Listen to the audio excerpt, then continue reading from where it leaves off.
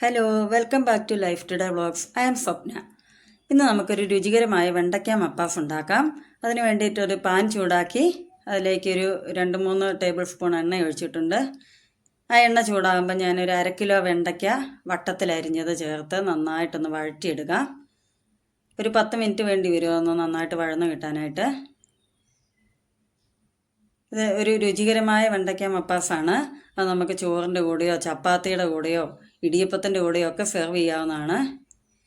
ഇത് ഞാൻ ചെറുതായിട്ട് കട്ട് ചെയ്തിരിക്കുന്നത് കുട്ടികൾക്കൊക്കെ കഴിക്കാനൊരു മടിയുണ്ടാവും വലിയ പീസായിട്ട് എടുത്താൽ, അതുകൊണ്ടാണ്. ഇനി ആ വെണ്ടയ്ക്ക വറുത്ത് കോരി വെച്ചതിലേക്ക് ബാക്കി ബാലൻസ് വന്ന എണ്ണയിലേക്ക് ഞാൻ ഇഞ്ചി വെളുത്തുള്ളി ചോപ്പ് ചെയ്തത് ചേർത്ത് കൊടുക്കാം. അതൊന്ന് മൂത്ത് വരട്ടെ.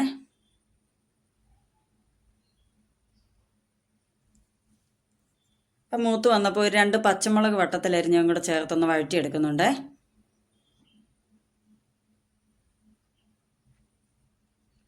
പച്ചമുളക് മൂത്ത് വന്നിട്ടുണ്ട്. ഒരു 2 സവോള കൊത്തിയരിഞ്ഞ് അതും കൂടെ ഒന്ന് വഴറ്റിയെടുക്കാം.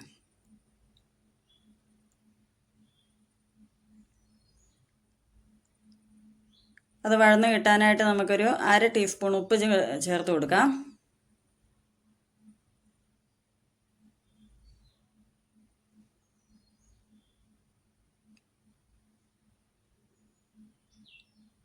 അത് വഴന്നൊരു കളർ മാറി വരുന്നവരെ നമുക്കൊന്ന് വെയിറ്റ് ചെയ്യാം.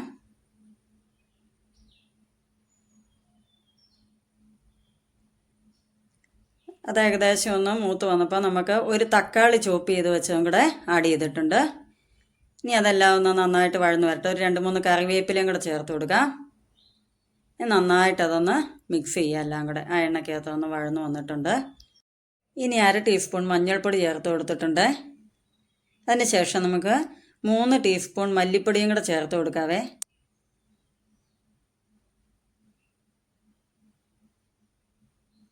ഇനി 1 ടീസ്പൂൺ എരിവുള്ള മുളക് പൊടിയും കൂടെ ചേർത്ത് കൊടുക്കുന്നുണ്ട്.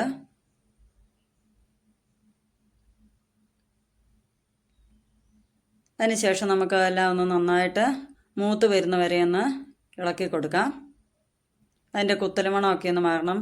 ആ മല്ലിപ്പൊടിയൊക്കെ നന്നായിട്ടൊന്ന് മൂത്ത് വരണം. എല്ലാം മൂത്ത് വന്നിട്ടുണ്ട്. ഇനി അതിലേക്ക് ഒരു 2 ടീസ്പൂൺ ഗരം മസാല പൗഡറും കൂടെ ആഡ് ചെയ്തിട്ടുണ്ട്. അതും കൂടി ഒന്ന് മിക്സ് ചെയ്യാം മസാലയ്ക്കകത്ത് നന്നായിട്ട്. ഇനി ആ വഴറ്റി വെച്ച വെണ്ടയ്ക്ക അതിലേക്കിട്ട് നന്നായിട്ട് മിക്സ് ചെയ്യുന്നുണ്ട്.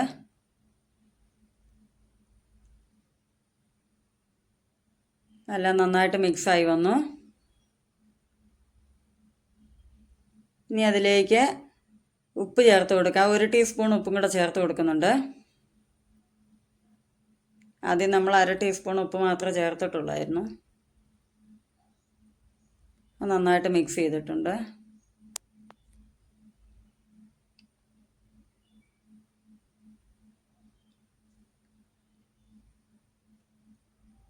വെണ്ടയ്ക്കയൊക്കെ നന്നായിട്ട് ചുങ്ങി വന്നിട്ടുണ്ട് കേട്ടോ.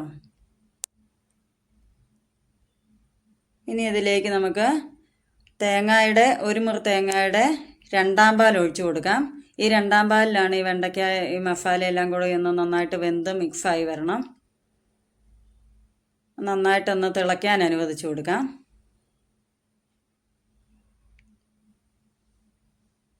നന്നായിട്ട് തിളയ്ക്കാൻ തുടങ്ങിയിട്ടുണ്ട്. തിളച്ച് ഒന്ന് അതിൻ്റെ ഗ്രേവിയൊക്കെ നല്ല തിക്കായിട്ട് വന്നിട്ടുണ്ട്. അതെല്ലാം കറക്റ്റ് പാകത്തിനായിട്ടുണ്ട്.